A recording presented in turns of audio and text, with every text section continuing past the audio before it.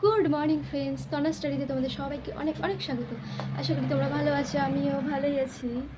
আর আমি আজকে উঠেছি সকাল নটায় উঠে মেয়েকে খাইয়ে টাইয়ে রেখে চলে এসেছি। মেয়ে এখন ঘুমিয়ে পড়েছে। তো এখন বাজে 10:30। আর এখন আমি আমার বইগুলো পরিষ্কার করবো এবং আমি দেখাবো যে কোন কোন বইগুলো আর কি আমি বিয়ের আগে পড়তাম, বিয়ের পরে যে কোন কোন বইগুলো পড়েছি সেগুলো তোমাদের আমি লিস্ট দেব, কিন্তু সেটা মুখে, মানে তোমাদের আমি বইগুলো দেখাতে পারবো না, কারণ সেগুলো সবই আছে কালীনগর। তো ব্যাড লাক। আর তোমরা যারা জানো তারা তো জানো, সুতরাং বলে কোনো লাভ নেই। তো চলো।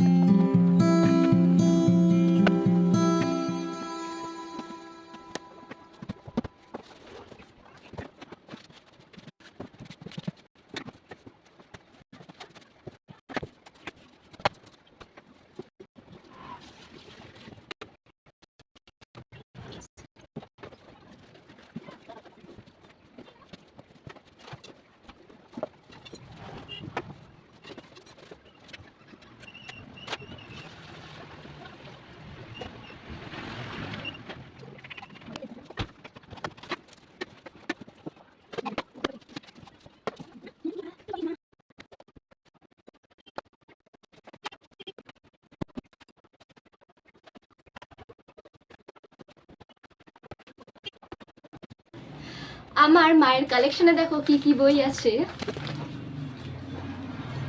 বুঝতে পারছো? শ্রীমদ্ ভগবত গীতা,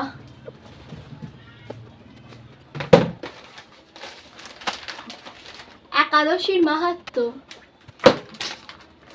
নামহট্ট পরিচয়,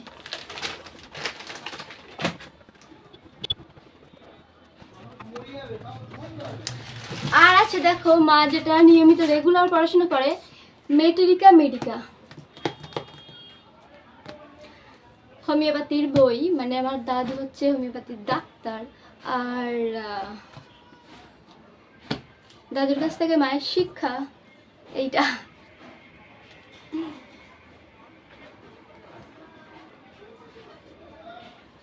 তো আমার একটু শেখার ইচ্ছে ছিল, তার হলো না, আমি অন্যদিকে চলে গেলাম।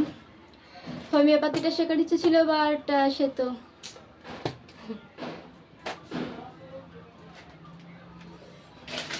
মা আর এই বইটা থাকে এই পেপারের ভিতরে সবসময় ঢুকিয়ে রেখে দেয়, মানে মা এরকমভাবে খালিভাবে রাখে না, এতে নাকি বই নষ্ট হয়, সেই কারণে মানে পড়ে এই পেপার সোজা এই।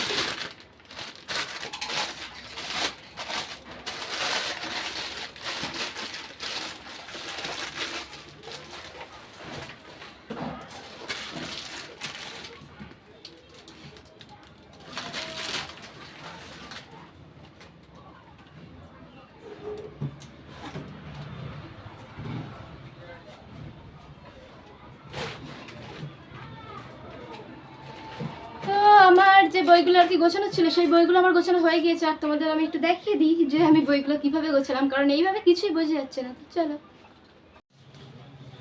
তো দেখো আমি এই মাথায় সেই মায়ের ওই যে মেটিরিকা মিডিকা আর গীতা ওগুলো আমি তুলে দিয়েছি, আর আমার এডুকেশনের কটা ওই নেট সেটের বই, তো ওখানে টেটের বই আছে এখানে, আর এইখানটায় রেখেছি আমি আমার বাংলা বই, শার্লক হোমস, রবীন্দ্রনাথ এবং বঙ্কিমচন্দ্র হচ্ছে এইটা, আর শ্রীকৃষ্ণ চরিতামৃত, ম্যাক্সিন গর্হি এবং মানিক বন্দ্যোপাধ্যায়। আর শোয়ার কি রে আর এই দেখো আমার এর বই আর তুলদির ইতিহাসের বই।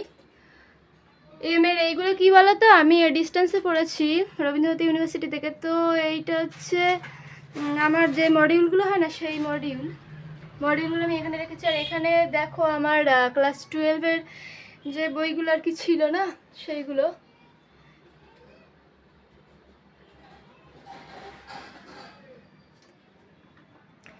তো এখানে আমি আমার বইগুলো মোটামুটি গুছিয়ে নিয়েছি, আর তোমরা ভাবতে পারবে না যে এইখানে আমার যে বই ওইখানে আমার তার ডবল বই, কিন্তু সেই বইগুলো আমি কিছুই আনতে পারিনি, মানে আনবই বা কী করে, এসেছিলাম বাচ্চাও তাই, এবার সেখান থেকে তো ওরা যেতেই দিল না, তোমরা তো জানো।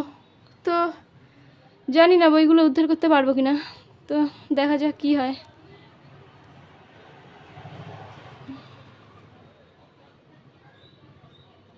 নিচের অবস্থা আরও খারাপ অবস্থা, নিচের সব ক্যামেরা ট্যামেরা সব ফেলানো, পুরো বই এখানেও খানিকটা রয়েছে, ওখানে খানিকটা খাতা টাতা ছড়ানো, সেইগুলো পরিষ্কার করে নিই, তারপরে দেখা হচ্ছে তোমাদের সঙ্গে।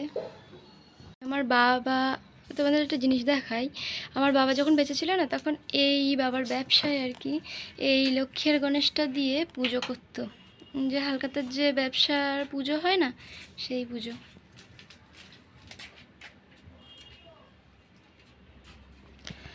আর এখানে দেখো এখানে আর একটা লক্ষ্মী গণেশ আছে, দেখো এখানে আর একটা লক্ষ্মী গণেশ আছে, আর পিছনে যে ট্রফিটা দেখছো সেই ট্রফি দুটো হচ্ছে মানুষ যোগায় আর কি, মানু ফার্স্ট হয়েছিল তাই এই ট্রফি।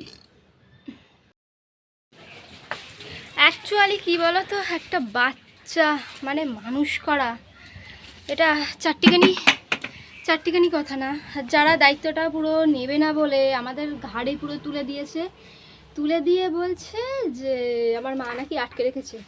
আমার মায়ের মানে আমার বড়দি দুটো ছেলে মেয়ে, মাকে মানুষ করতে হয়েছে, রাখিনি সেখানে। আর আমার জামাইবাবু যে জাহাজে কাজ করতো না, সে তো তিনি জাহাজে থাকতো, আর 1 বছর অন্তর বাচ্চা, তো এখানেই তারা আর কি মানুষ হয়েছে আমার মার কাছে।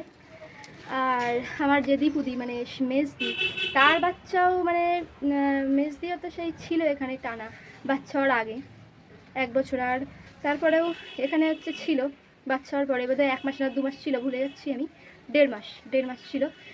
তো এতটা বাচ্চার দেখাশোনা করেছে আমার মা নিজে একা হাতে করে। এখন আমার মার কাছে মানে মার উপর ওদের অভিযোগ যে আমার মা নাকি আমাকে আটকে রেখে নাকি আমার বাচ্চাকে নাকি আটকে রেখেছে। তো তোমরা বলো তো, তার আটকে রেখে কী লাভ? তার মেশিনের সেলাই করে তার নিজের খাওয়া জোটে, মেশিনের সেলাই না করলে তার খাওয়া হয় না। তো মানে কি ন্যাকামো যে আটকে রেখেছে নাকি, একটা বাচ্চা আটকে কেন রাখবে? মানে আমি কি সরকারি চাকরি করি যে আটকে রেখে দেবে? বরঞ্চ আমি আর মেয়ে মানে মার ঘাড়ে বসে খাচ্ছি এবং মানে মার টাকা পয়সা পুরো সব ধ্বংস করছি।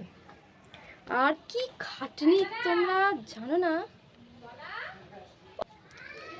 আর এই সব কেচে মানে মা পুরো কেচে টেচে মানে কি বলবো, এখন আমার 65 বছর বয়স, এই যে হার্টের প্রবলেম, তো এত কিছু থাকা সত্ত্বেও মানে করতে হচ্ছে মায়ের অগত্যা অগত্যা করতে হচ্ছে আমার মুখের দিকে তাকিয়ে, মেয়ের মুখের দিকে তাকিয়ে। মানে কি বলবো, মানে মানুষ এতটা স্বার্থপর হতে পারে, এতটা স্বার্থপর হতে পারে, ওদেরকে না দেখলে তোমরা বুঝতে পারবে না। কালীনগর যেতে হবে যে কতটা মানুষ কতটা স্বার্থপর হতে পারে। আগের দিন পুলিশ এসেছিলো, পুলিশরা কি বলে গিয়েছে জানো? পুলিশরা বলে গিয়েছে যে কালীনগরের ন্যায্যের ছেলেরা মোস্ট ছোট লোক পুরো, মানে ওরা নতুন বিয়ে করে বউ নিয়ে যায়, নিয়ে গিয়ে অকথ্য অত্যাচার করে, নিজের মাও করে, মানে শাশুড়ি আর বর দুজনে মিলে অত্যাচার করে। এবার ওদের কেসে সব থেকে বেশি থানায় পুলিশ স্টেশনে ওদের কেস, এই বধূ নির্যাতনের কেস। তোমরা জানো না, আগে জানতাম না, তাই ওখানে বিয়ে করে মরেছি। আজকে মেয়ের পিছনে খাটতে খাটতে মার জীবন বেরিয়ে যাচ্ছে। কেন? মার কি শখ যে মেয়ে ধরে রাখতে? কেন মার কি মেয়ে নেই, হয়নি? আর আর আগের দিন এসে আমার এই বর বলছে আমার মাকে যে তোর ছেলে হবে না, এরকমভাবে বলছে যে তোর ছেলে হবে না, তোর আমি খুন করবো, তোর আমি কুত্তা দিয়ে খাওয়াবো রাস্তায়। তাহলে বলো, ওর মাথাটা পুরো খারাপ না? পুরো খারাপ মাথা, তোমরা জানো না। মানে আমি যাকে বিয়ে করেছি তার পুরো মাথা পুরো পাগল, পুরো মানসিক রুগী সে। মানে নিজের বাবার সাথে ঝামেলা করে নিজের বুকে এত জোরে জোরে কিল মারবে যে আমি মানে টেনশানে, মানে কি বলবো, আমার মাথা ব্যথা ঘুরতো টেনশানে যে করেটা কি কোন পাগলের বিয়ে করেছি আমি। কিন্তু তারপরেও সংসারটা টাকানোর জন্য আমি মুখ বুঝে সমস্ত কিছুই সহ্য করেছি, কিন্তু সহ্য করার পরেও সে মানে হলো না। মানে এখন অ্যালিগেশন দিচ্ছে নাকি আমরা আটকে রেখেছি, মানে আমাদের শখ যে আর মেয়েটে হয়নি আমার মা, সেই জন্যে হয়তো যে আমরা 4 বোন একটা নাতনি, মানে এতে হচ্ছে না, আরও দরকার, তাই তো? পাগল, মানে আমরা পাগল আর ওরা না পাগল, তাই তো? তো চলো পাতি আসি, মানে আমার জীবন পুরো কালি কালি হয়ে যাচ্ছে। চলো, কিছু লোক মজা দেখছে, মজা মজা দেখতে মানুষের বেশি ভাল লাগে না, তাই মজা দেখছে।